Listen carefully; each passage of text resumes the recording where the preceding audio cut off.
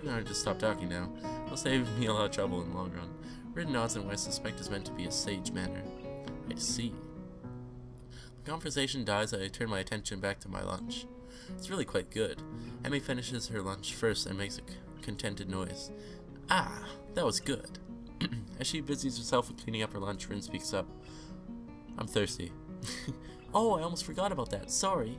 With a flourish, she reaches into her bag and removes a trio of juice boxes. She tosses me one that appears to be cranberry juice, one to Rin that appears to be some kind of strawberry milk, complete with pink color scheme, and keeps the equally pink box of some kind of fruit punch for herself. Rin dexterously stabs her straw through the top of her box and begins to drink. I'm once again impressed by how flexible she is, but this time I keep my comment to myself. Somehow I don't think either Emmy or Rin are the sorts of people to think twice about the way they work around their particular disabilities. Rin especially so. Indeed, she gives off the impression of being entirely unaware that she's missing any limbs at all. Whether or not that's a conscious decision is another matter. I'm honestly not sure. So, Hisao, how do you like it up here? It's quite nice actually. I like high places for the view. Thanks for inviting me up here. And for the lunch too. In grins a 1,000-watt grin, pleased by my response, I suppose. No problem. Feel free to eat with us next time too, okay? I won't make you a lunch, but you can bring your own up here. Bitch, make me a lunch. No lunch service? I don't know. Amy looks mock offended. Trying to take advantage of my good nature? The nerve. She giggles. Well, if that's your answer, I guess right now I'll just keep eating lunch all alone. I'm suddenly assaulted by the most heart-rending puppy dog eyes I've ever seen.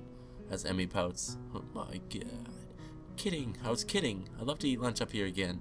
Good location and the company's okay too. Emmy frowns a bit at my declaration of okay, but she seems happy enough that I've accepted her invitation. Guess this makes us friends now, or at least acquaintances. The lunch bell rings, signaling a return downstairs. Rin, you didn't finish your lunch again. I wasn't that hungry. If you don't eat more, you're going to fade away. Rin shrugs, as if this is an acceptable risk. Come on. We better get going. The three of us head down the stairs together. Shutter shade. The afternoon class passes. Once again, I find myself without a plan for something to do after school, so I head to the library to return a couple of books I finished reading. Walking inside, I see that there are about as many students here as there were on Tuesday, all the more evident from the almost total silence enveloping the room. Oh my god. As I drop the books I borrowed into the return slot on the counter, Yuko suddenly pops up from behind it, quite startled from the banging they made as they hit the trolley next door. Ah, sorry Yuko, didn't mean to startle you. No, that's fine, it happens a lot, I'm used to it by now. Can I help you? It's okay, I think I know where everything is, thanks anyway. I suppose I'll grab another book or two while I'm here, there's not much else to do, and after reading so much during my stay at the hospital, it's become a hard habit to break. I wander down to the fiction section towards the back of the library, scanning the bookshelves for anything that catches my eye. As I do, I look over the corner where Hanako had been last time I was here, not really expecting anything to come of it. Oh look, there she is. Surprisingly though, she's there, absorbed completely in a fairly thick book. I decide against intruding on her like last time and get back to finding reading material. Shutter shade. After an indiscernible amount of time spent pursuing the aisles, I finally decide on a couple of books to get and slide them off the shelf. With a minimum of fuss, I quickly walk over the counter, check out my books, and pop them into my bag as I walk out. By the time I leave the main building, sunset isn't too far away. A small trickle of students remain, but the majority have left, presumably to their homes and dorms. Feeling utterly drained, I head to my room to read my books I borrowed.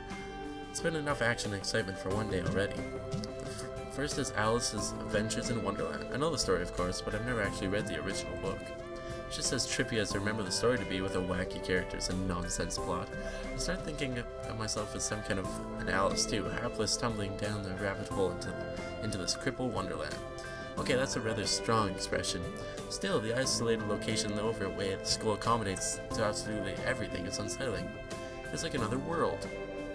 I wonder why I can't shake the feeling being an outsider like Alice, despite most everyone being so hospitable and friendly with me. Turning another page, my mind starts drifting further away from the book. It's quiet. I can hear my heartbeat thumping against the fabric of my shirt. For some reason, it makes me feel really bad, like it has since that time in the forest with Iwanako, like I was locked in a cage with something nasty and scary.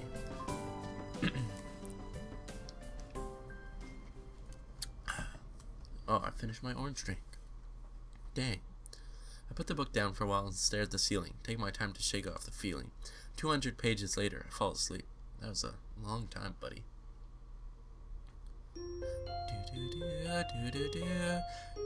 Katawa Shoujo. I like doing that.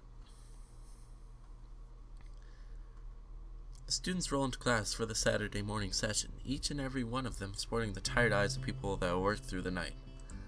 With only a day left to prepare, I suppose it's not so surprising. Thankfully, we only have to suffer through classes until lunch break, and then our time is our own.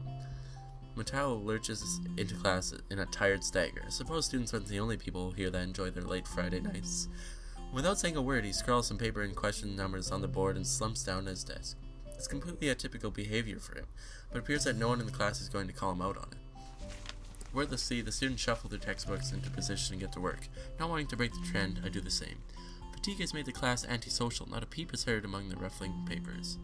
That could be partially attributed to the 2 empty seats beside me. For some reason, Misha and Shizune aren't present, probably doing council work for the festival.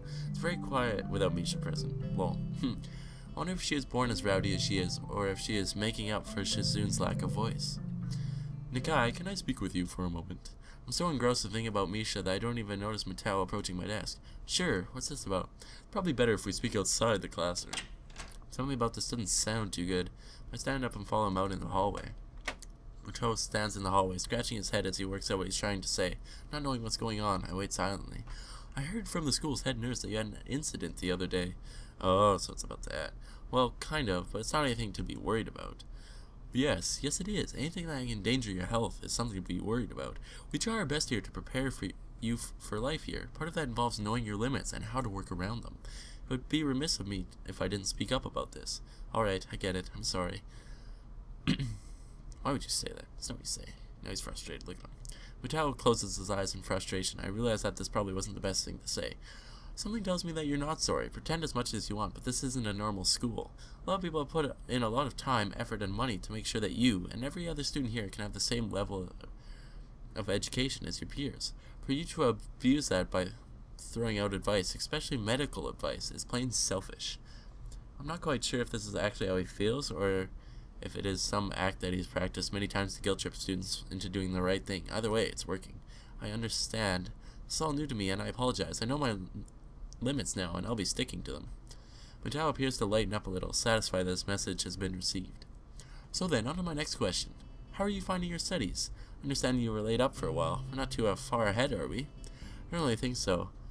I tried to keep up when I was in the hospital, so it hasn't been too hard. Mutou taps his chin and raises an eyebrow as he absorbs this information. Is that so? I suppose there are still students out there that realize the importance of learning. I wouldn't go that far. I was only trying to keep myself occupied in my little life support prison. Well, yeah, you've got to keep on up with these things, right? That's exactly it. One wrong move in this world, then you're left behind, right? Right. Wouldn't want that to happen. No, you wouldn't. Every week, there's a new scientific discovery. Most of them mean nothing to a layperson, but any one of them could be the key to the next big thing. I'll keep that in mind. It's obvious that Mutou's serious talk is over. He's gone back to his standard, slightly scatterbrained approach to life. I think in hindsight that I prefer him this way. He's slightly more predictable in his unpredictability. Well then, I think that is all I really had to say. Let's go back inside then, shall we? My relief at that suggestion is unsurmountable. Sure, you're the boss, right? Mutou pauses for a moment. I don't think any of my students have ever said that to me before. For an instant, I consider replying to this, and something deep within me tells me to shut my mouth and get back in the classroom. A few of the students jump at the sound of the door, rapidly trying to pretend that they are working on the questions on the bird. Yeah. Some don't even bother, their heads slumped on the desk as they nap. Thankfully, it would appear that Mutou doesn't even notice them.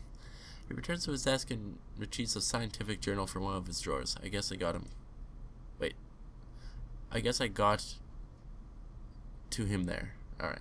The class returns to the near silence that Mutou and I left it before our chat. Mixed feelings of tiredness and anticipation buzz around the room. Everyone here is either waiting for a chance to rest or the chance to get their last-minute preparations underway.